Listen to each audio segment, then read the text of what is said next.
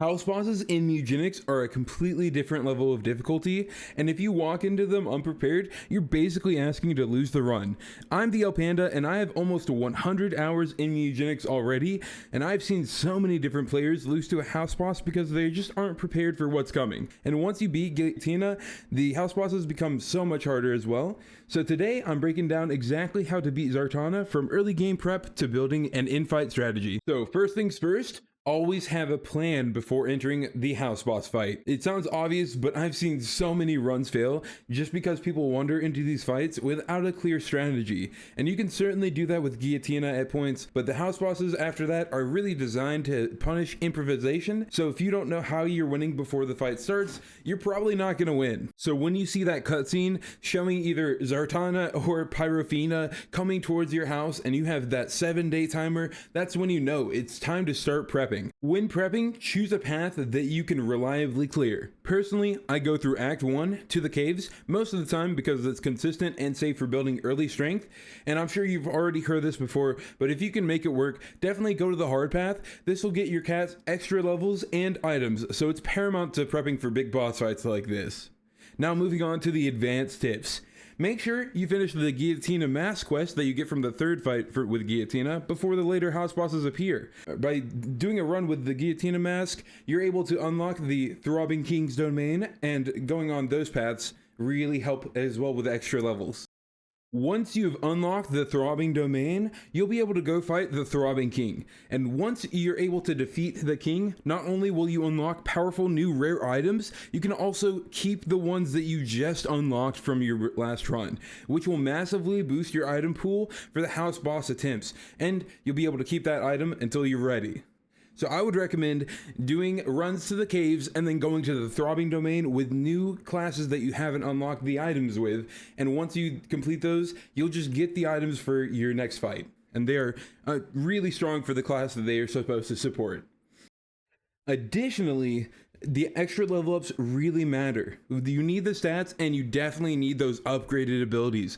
House bosses are stat checks as much as they are strategy checks as well. So I do want to say, if you've unlocked Act 2 but haven't finished Chapter 3 yet, go ahead and do those runs. Both the Moon and the Core, and will unlock you the Path of and the Soul of abilities for each of the classes that you complete it with. And once you unlock those post-it notes wins, they're huge. They enable multi-classing builds, and multi-classing is definitely one of the strongest power spikes in the entire game. You'll be able to see during this Zaratana fight that I did last time how when I was able to use Path of the Tank to get an upgraded Eat Rock on a Butcher, and that absolutely destroyed the entire fight. As an additional note, some of Beanie's quest items or side quest items will give you special rewards that seem like it's supposed to make the run challenging, but actually are great for prepping.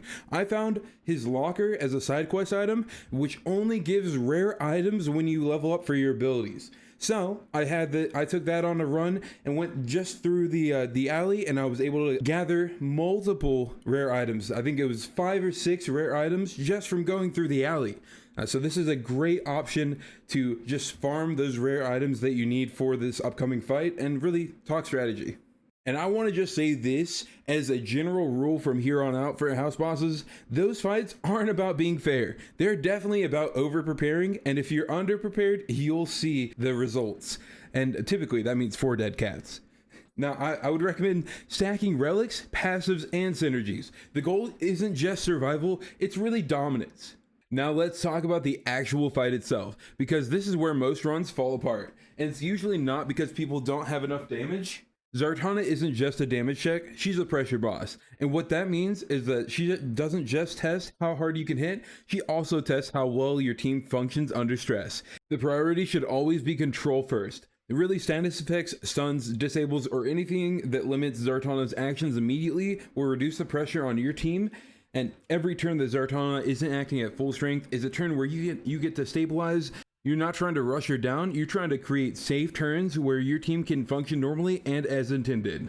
Once you have control, that's when the burst damage comes in. Don't dump your strongest abilities the moment they're available. Save them for windows where Zaratana is disabled, recovering, or otherwise unable to punish you back. The fight becomes much easier when your damage happens during the safe moments instead of trading blows. The next big piece of strategy is sustain, and this is where a lot of builds fail. Active healing alone usually isn't enough. You don't want to spend your turns fixing the damage. You want your build to recover automatically while you can continue progressing the fight.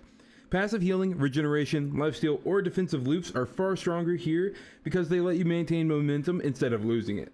And that leads into probably the most important concept in this fight: turn efficiency. Every wasted action is lost tempo, and every turn spent repositioning, overhealing, or doing low impact damage gives Zaratana more opportunities to apply pressure. The goal is to make every action move you closer to your win condition. Now that we've talked strategy, here's my dream team. First of all, we have the Tinkerer, and I thought that this was going to be the centerpiece of my team, but as you might be able to see, he doesn't really do much at the end of the day. I do want to kind of explain the thought process behind this build though, because this build checks almost every box we talked about earlier. So I had Blacksmith, which changes your basic attack so it refreshes 1 durability on your weapon and gives it +1 damage. And when you stack that ability with any mythical rare gun type weapon, your damage starts scaling turn after turn instead of falling off, and you can use that gun every single turn. On top of that, the other passive on this cat was Energizer, and that adds +1 damage to the weapon every time an ability is used. And I was able to find Improve, a 2 mana spell that really adds 2 random stat ups to anyone else or even the Tinkerer itself, which really helps scale not only the passive ability and the gun damage, but also just their natural stats and keep them alive. Next up, we have the Cleric. The Cleric is what made my entire team stable. By upgrading the Healing Aura passive, I was able to unlock uncapped HP on my units, which is huge in this fight. That alone made it much harder for Zaratana's pressure to actually threaten my team. On top of that, I had Booster Plus, which meant every time I healed, I wasn't just restoring health over the cap, I was also converting every healing point directly into a single stat boost. So my team wasn't just surviving, it was certainly thriving. Those extra stats combined with the Tinkerer's Improve ability meant the team was basically online after the first turn, and from that point on, the fight was completely under control. Next up is my tank, which was supposed to be a pressure sponge, and my tank was honestly the weakest link in the entire team, but it really didn't need to be flashy. With Priority Target Plus and Pincushion Plus, its entire job was to stand in the middle of the fight and soak up damage, and not only that, but also deal damage by getting hit. It pulled attention away from the damage dealers and helped stabilize the early turns, which is what I wanted it to do, but it ended up not really doing much because my butcher stole the show. This cat had the Eat Rock Plus and Fresh Meat Plus passive, and the combination is what actually closed down the fight on turn 3. Once the setup was done, the pressure was handled, and the butcher was also able to capitalize on everything the rest of the team built.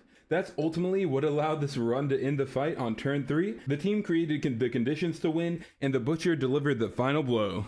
This team worked because every piece had a clear role and a clear purpose. No wasted actions or dead turns, and no reliance on luck. Everything scaled and everything supported the win condition. And that's why Zaratana never had the chance to take control of the fight.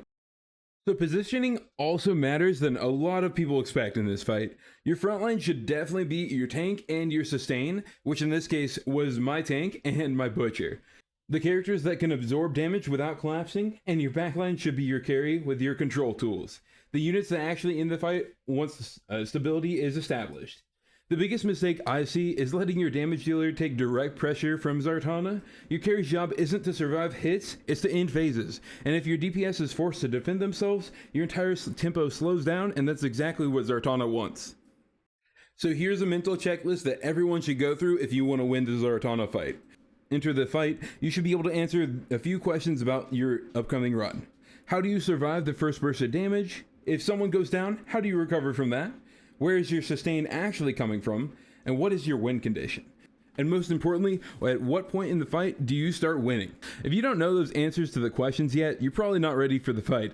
House bosses reward preparation more than execution, and Zaratana will especially expose any weaknesses in your setup. If you can't explain how your build wins, then you might not be able to win that house fight. I know firsthand that losing to Zaratana can make it feel like an unbeatable boss, but I guarantee you that you just need to prep differently. And if you follow these steps that I've outlined and prep correctly, route properly, farm smartly, and build the intention, she becomes a solvable boss fight instead of a retired cats killer. If this helped you, drop a like, and if you want more deep dive guides like this, let me know what you want to see next. I'm working on the Pyrophena guide here soon, so you should be seeing that out here in the next few days.